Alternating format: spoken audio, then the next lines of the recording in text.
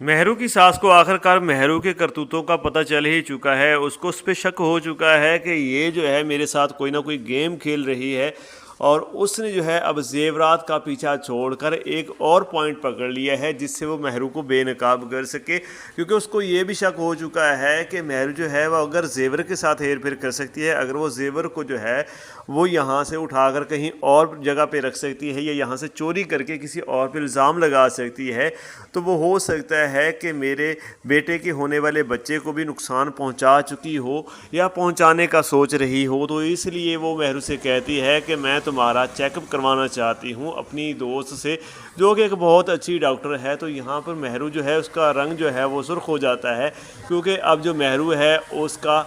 جو کارنامہ ہے وہ سامنے آنے والا ہے کہ اس نے کس طریقے سے جو ہے ان کو بیوقوف بنا کے رکھا ہوا ہے. تو یہاں پہ مہرو کہتی ہے نہیں مما, میں نے تو پہلے ہی چیک اپ کروا لیا ہے, اور میری ایک ڈاکٹر جو ہے دوست ہے, تو میں نے اسی سے چیک اپ کروا لیا ہے, اور میں بار بار اسی کے پاس جاؤں گی اور وہیں سے ہم جو ہے ڈیلیوری کروائیں گے. تو مہرو کی ساس یہاں پہ کہتی ہے کہ ہرگز نہیں, میری دوست جو ہے شروع سے وہی ہمارا یہ ڈیلیوری والے معاملات کو دیکھتی آ رہی ہے, تو میں جو ہوں وہ تمہیں وہیں پہ لے کے جاؤں گی.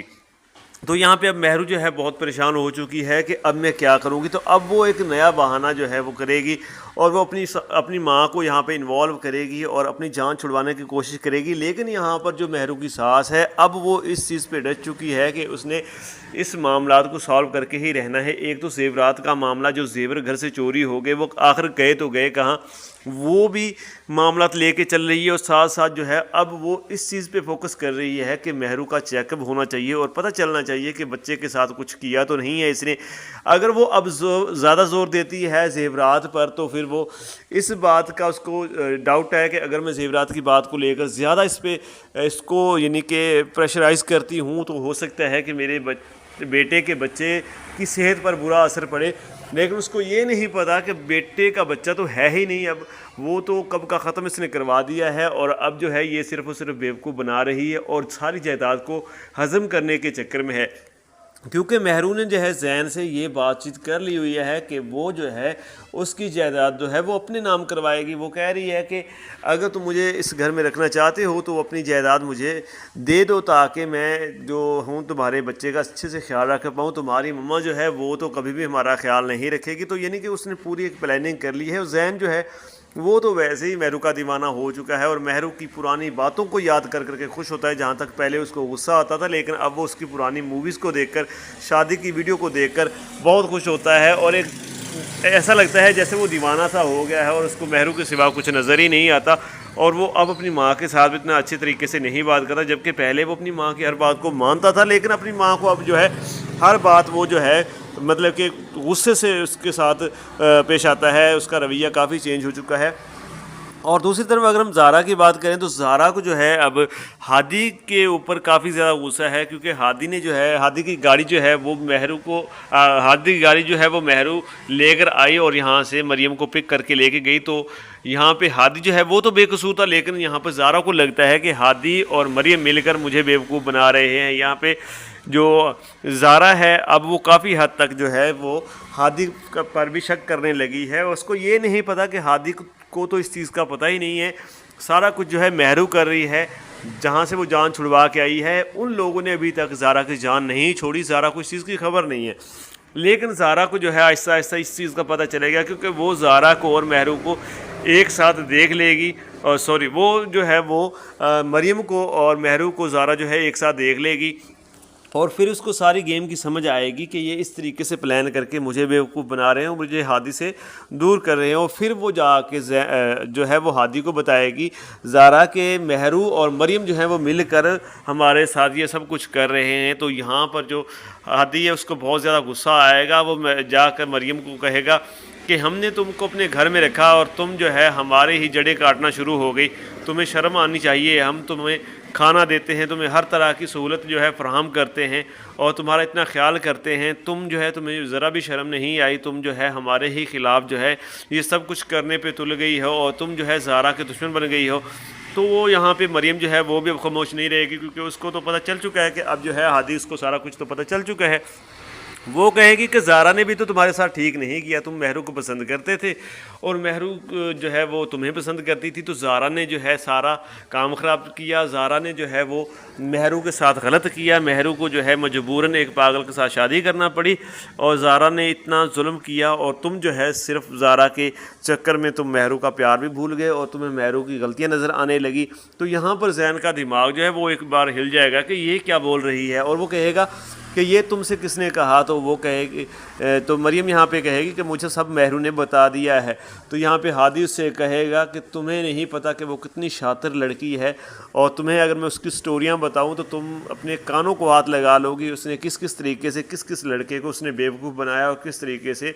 وہ اپنے مطلب کے لیے لوگوں کو یوز کرتی ہے، اور وہ یہاں پر کڑوے الفاظ بولتا ہے، اور مریم کو یہاں پر ساری حقیقت بتاتا ہے مہرو کی،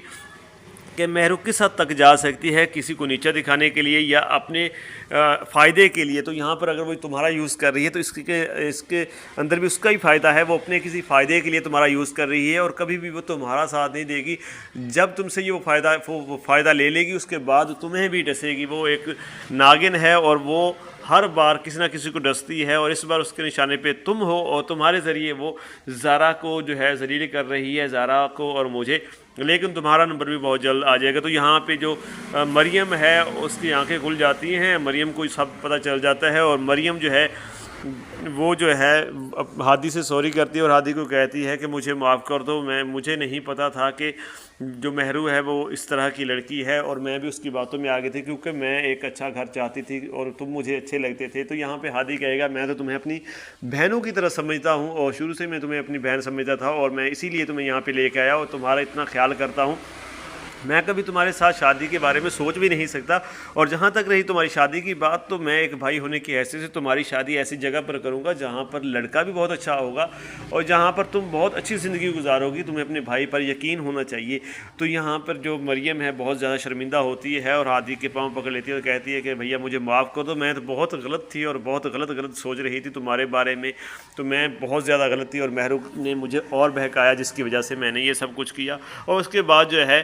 وہ مریم جو ہے وہ زارا کو بھی کال کرتی ہے، اس کو بلاتی ہے اور اس سے سب کچھ اس کو بتاتی ہے کہ یہ سارا کچھ میں نے خود کیا تھا، اور میں صرف ہادی کو پانے کے لیے میں نے سارا کچھ کیا، اور میں پہلے اتنا انٹرسٹڈ نہیں تھی، لیکن مجھے مہرو نے بہکایا جس کی وجہ سے میں اس معاملے میں زیادہ انوالو ہو گئی تھی۔ دوسری طرف جو مہرو ہے وہ جو ہے اس نے چیک جو ہے اپنی ماں کا وہ دے دیا ہے سلمان کو، سلمان جو ہے وہ سارے پیسے لے کر رفو چکر ہو چکا ہے اور اب وہ اس کی کال بھی نہیں اٹھا رہا اور وہ پریشان ہے۔ اس کے بعد وہ پریشانی میں اپنی ماں کے ساتھ ساری بات کر رہی ہوتی ہے کہ ایسا ایسا کیا، اور ادھر ہی جو ہے اس کی ساس آ جاتی ہے، وہ سارا کچھ سن لیتی ہے، وہ ساری بات چیت اپنی ماں کے ساتھ کر رہی ہوتی ہے، تو وہیں پہ اس کی ساس آ کے سن لیتی ہے۔ اس کو پتہ چل جاتا ہے کہ مہرو نے جو ہے میرا زیور بھی اٹھا کر اس کو دیا ہے، اور اس کے ساتھ ساتھ جو ہے اپنی ماں کا جو چیک تھا 1 کروڑ روپے کا وہ بھی اس کو دے دیا ہے۔ تو وہ یہاں پہ آتی ہے اور مہرو کو کہتی ہے کہ مہرو تم نے بہت اچھا کیا، تم نے جو ہے نا اپنی اصل جو تمہاری اوقات تھی تم نے خود ہی وہ بتا دی، خود اپنی ماں کے سامنے یہ سارا کچھ بول کر۔ وہ تو شکر ہے کہ میں یہاں پہ آئی تھی زین کے اصرار پر، تو میں نے یہ سارا کچھ سن لیا اور مجھے پتہ چل گیا، بہت اچھا کیا تم نے اپنی ماں کو بتا کر، اور مجھے بھی یہ سارا کچھ سننے کو مل گیا۔ تو یہاں پہ مہرو جو ہے وہ بڑی پریشان ہو جاتی ہے، اس کے بعد وہ بہانہ کرتی ہے کہ میں جو ہوں وہ ایک ایکٹنگ کرتی ہوں یہاں پہ بے ہوش ہونے کی، جس کی وجہ سے جو ہے یہ معاملہ رفع دفع ہو جائے گا جیسے پہلے ہو جاتا تھا۔ تو وہ یہاں پہ بے ہوش ہوتی ہے۔ اس کے بعد جو ہے جو مہرو کی ساس ہے اور زین جو ہے وہ اس کو اٹھا کر اس ڈاکٹر کے پاس لے جاتے ہیں جس کے پاس وہ پہلے کہہ رہی تھی مہرو کو کہ میں تمہیں اس ڈاکٹر کے پاس لے کے جاؤں گی اور چیک اپ کرواؤں گی، تو وہیں پہ لے کے چلی جاتی ہے۔